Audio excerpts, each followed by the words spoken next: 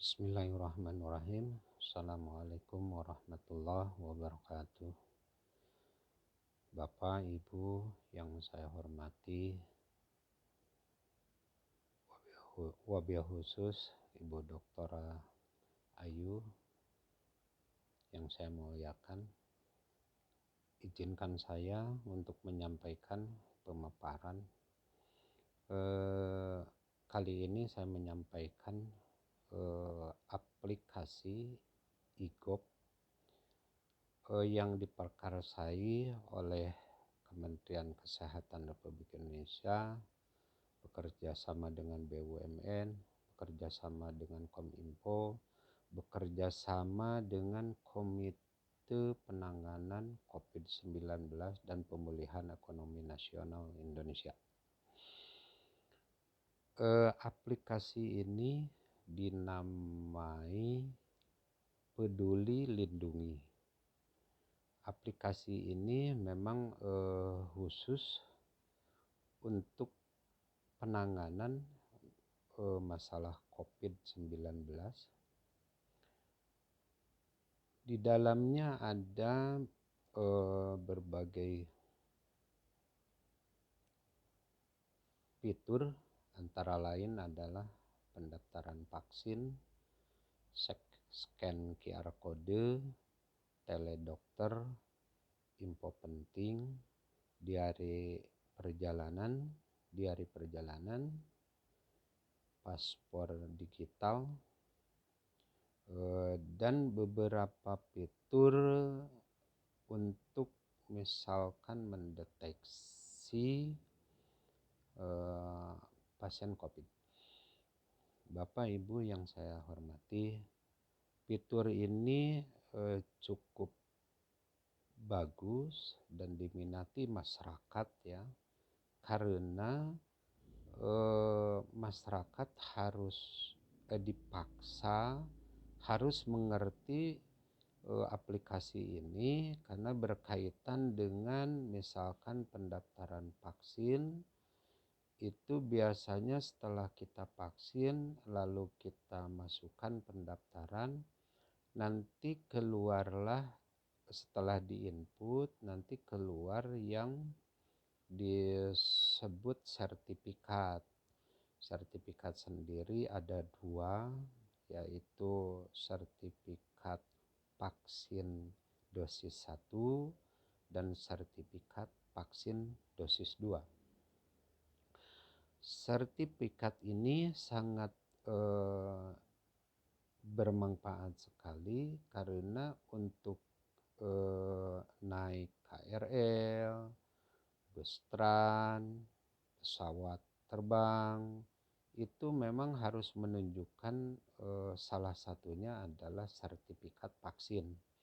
Baik itu sertifikat vaksin 1 maupun sertifikat kedua. Untuk pesawat terbang biasanya ditambah lagi dengan PCR kalau baru vaksin 1 dan antigen kalau udah vaksin 2. Lalu aplikasi ini selain memuat pendaftaran vaksin, aplikasi ini juga memuat scan QR kode. Scan QR kode salah satunya adalah berfungsi untuk in-out ketika kita masuk pusat perbelanjaan, mall, terutama mall lah ya, mall dan pusat perbelanjaan tertentu. Ini harus memakai scan QR kode in-out yang dari aplikasi Peduli Lindungi ini. Lalu tentang misalkan pengecekan perjalanan gitu ya, kita kemana saja itunya, ke daerah yang rawan dengan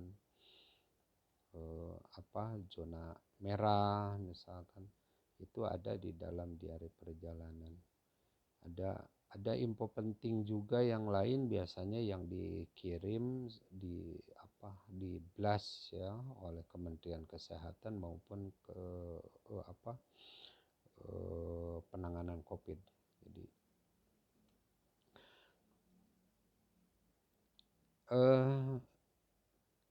kita setelah tahu ada aplikasi apa saja, lalu saya ingin mengulas sedikit tentang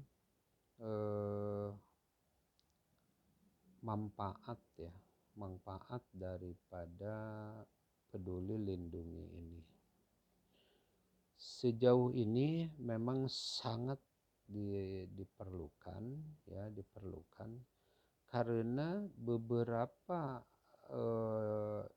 isi atau fitur di dalam aplikasi ini dipakai prasyarat untuk kita bepergian ya seperti tadi sampaikan untuk pesawat terbang ya, untuk masuk ke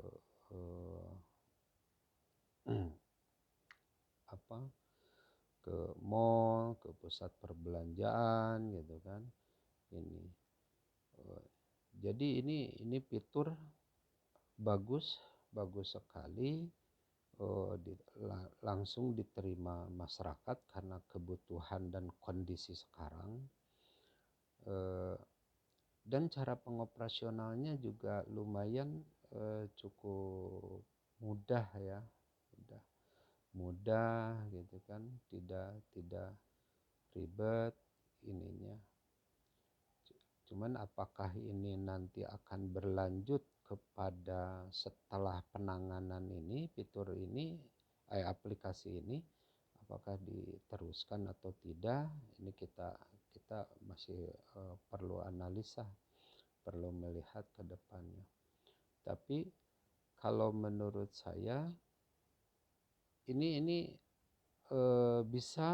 fitur ini bisa dilanjutkan gitu kan. Meskipun nanti fungsinya lebih kepada misalkan pelayanan kesehatan kepada masyarakat gitu ya, selain fitur-fitur yang tadi. Karena gini juga, dalam konteks orang yang sudah terkena COVID-19 ini efek sampingnya tidak sebentar. Contohnya seperti saya, berarti sampai sekarang sudah 10 bulan saya kena COVID-19 bulan Desember, itu hampir 1 bulan. Sekarang sudah bulan 9, dampaknya masih ada. Salah satunya adalah kesendi, terus ke ke bagian perut itu, lambung, terus pernapasan itu masih ada. Nah ini bayangkan misalkan nanti ketika yang kena itu baru kemarin misalkan di bulan Agustus, berarti kalau studi kasus dengan saya 8 bulan kemudian dia masih tetap kena, ada efeknya. Nah mungkin nanti aplikasi ini diperluas kepada untuk pemeliharaan dalam konteks orang yang sudah terkena COVID-19, atau misalkan memantau orang-orang yang sudah terkena COVID-19 itu bagaimana nanti dalam perjalanan itu dia sudah divaksin juga, apakah dia bisa terkena lagi atau tidak. Nah ini perlu barangkali nanti dijadikan data untuk masukan atau kajian ke akademisi, masukan kepada pemerintah bahwa setelah terkena COVID lalu divaksin bisa saja terkena lagi. Misalkan studi kasus sekarang ada beberapa yang sudah kena COVID divaksin masih kena juga gitu. Nah ini kan mungkin bagian daripada peduli lindungi ini nanti bisa saja diarahkan ke sana untuk salah satu fiturnya. Jadi mengawal, menganalisa, gitu kan. Terus untuk apa ya? Untuk disebutnya itu trauma healing atau ya seperti gitulah. Jadi orang yang sudah terkena ya kan gitu loh di ini apa diawasi apakah kena lagi atau ini. Tapi kalau dampak yang dampak kepada tubuh itu udah pasti. Saya aja sekarang masih merasakan yang namanya sendi masih ngilu-ngilu, terus pencernaan banyak terganggu. Nah, ini peduli lindungi ini secara positif baik ya, bagus ini. Apakah ini bagus karena memang hasil dari kerja sama 3 kementerian barangkali ya, tiga instansi pemerintah plus 1 komite penanganan sehingga mungkin dalam penyediaan yang di awal itu internetnya misalkan teknologi IT-nya, terus apa infrastrukturnya mungkin bagus karena hitungannya pasti modalnya cukup nih gitu kan, modalnya cukup. Jadi electronic government ini salah satu yang paling bagus menurut saya di tahun ini.